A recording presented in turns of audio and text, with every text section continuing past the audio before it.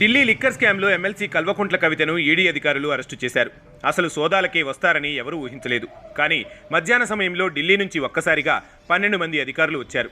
CRPF భద్రతతో వచ్చారు. స్థానిక పోలీసులకు కూడా సోదాలు ప్రారంభించిన తర్వాతే సమాచారం ఇచ్చారు. ఇంట్లోకి వచ్చిన వెంటనే అందరి ఫోన్లను సీజ్ చేశారు. దాదాపుగా 16 ఫోన్లను సీజ్ చేశారు అధికారులు.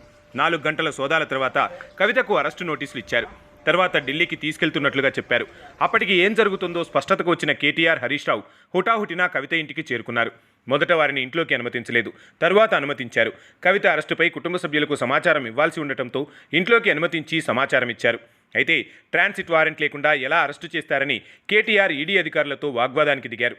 తరువాత న్యాయపరంగా తేల్చుకుంటామని, ఈడీ అధికారులకు సంపూర్ణంగా సహకరిస్తామని చెప్పారు కేటీఆర్. కవిత ఇంట్లో సోదాలపై బీఆర్ఎస్ చీఫ్ కేసీఆర్, కేటీఆర్, హరీష్ రావు, సంతోష్ కుమార్, ప్రశాంత్ రెడ్డితో కీలక భేటీ నిర్వహించారు. ఆమెను ఈడీ అరెస్టు చేస్తే న్యాయపరంగా ఎలా ముందుకెళ్లాలనే విషయమై సమాలోచనలు చేశారు. కవితను అరెస్టు చేస్తారని బీఆర్ఎస్ నేతలు ఊహించలేదు. ఎందుకంటే లిక్కర్ కేసు విషయంలో ఢిల్లీ మద్యం కుంభకోణం కేసులో ఈడీ జారీ చేసిన సమన్లను సవాల్ చేస్తూ బీఆర్ఎస్ ఎమ్మెల్సీ కవిత వేసిన పిటిషన్పై సుప్రీంకోర్టు విచారణను ఈ నెల 19కి వాయిదా వేసింది. మహిళల విచారణలో సిఆర్పీసీ నిబంధనలు పాటించడం లేదని ఆరోపిస్తూ కవిత సుప్రీంకోర్టులో పిటిషన్ దాఖలు చేశారు. తనపై ఎన్ఫోర్స్మెంట్ డైరెక్టరేట్ ఎలాంటి చర్యలు తీసుకోకుండా ఆదేశాలు ఇవ్వాలని అందులో తెలిపారు.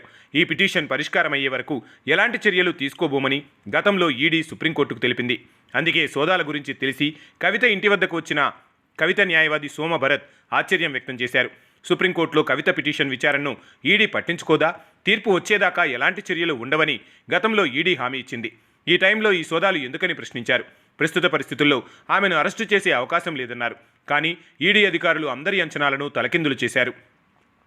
నిజానికి కవిత పిటిషన్పై సుప్రీంకోర్టులో విచారణ సమయంలోనే ఈడీ ఓ స్టేట్మెంట్ ఇచ్చింది. కవితపై ఎలాంటి లీగల్ యాక్షన్ తీసుకోబోమని సుప్రీంకోర్టుకు స్పష్టంగా చెప్పింది ఈడీ. అదే ధీమాతో ఉన్నారు ఎమ్మెల్సీ కవిత. కానీ ఈడీ అధికారులు సుప్రీంకోర్టుకి ఇచ్చిన అండర్టేకింగ్ని వెనక్కి తీసుకుంటున్నామని చెప్పారు. అండర్టేకింగ్ అంటే కవితపై ఎలాంటి లీగల్ యాక్షన్ తీసుకోబోము అని చెప్పడమే. అయితే ఈడీ ఇచ్చిన అండర్టేకింగ్ను వెనక్కి తీసుకోవడానికి సుప్రీంకోర్టు అంగీకరించలేదు అనేది సుప్రీంకోర్టు న్యాయవాది మోహిత్ రావు వాదన. ఇదే విషయాన్ని తెలియజేస్తూ లాయర్ మోహిత్ రావు ఎమ్మెల్సీ కవితకు లేఖ కూడా పంపారు. కానీ ఆ లెటర్ కవితకు చేరేదానికంటే ముందే ఈడీ అధికారులు కవిత ఇంటికి వచ్చేశారు. ఢిల్లీ కోర్టు నుంచి సెర్చ్ వారెంట్తో పాటు అరెస్టు వారెంట్తో వచ్చిన ఈడీ అధికారులు అనుకున్న ప్లాన్లో భాగంగానే కవితను అరెస్టు చేసి ఢిల్లీకి తరలించారు. ఢిల్లీ లిక్కర్ స్కామ్లో ఈడీ నోటీసులు ఇవ్వడాన్ని సవాల్ చేస్తూ గతంలో సుప్రీంకోర్టులో పిటిషన్ వేశారు ఎమ్మెల్సీ కవిత. ఈ పిటిషన్ కవిత అరెస్టుకు కొన్ని గంటల ముందే విచారణకు వచ్చింది.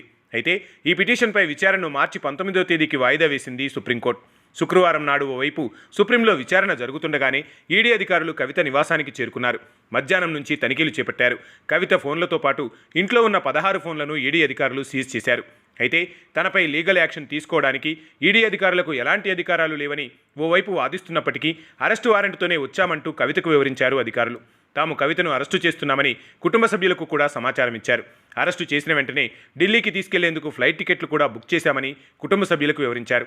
అంటే కోర్టులో విచారణ పెండింగ్లో ఉందన్న సంగతి తెలిసి కవితను విచారించడానికి కోర్టు ద్వారా ప్రొసీజర్స్తో దిగారు ఈడీ అధికారులు.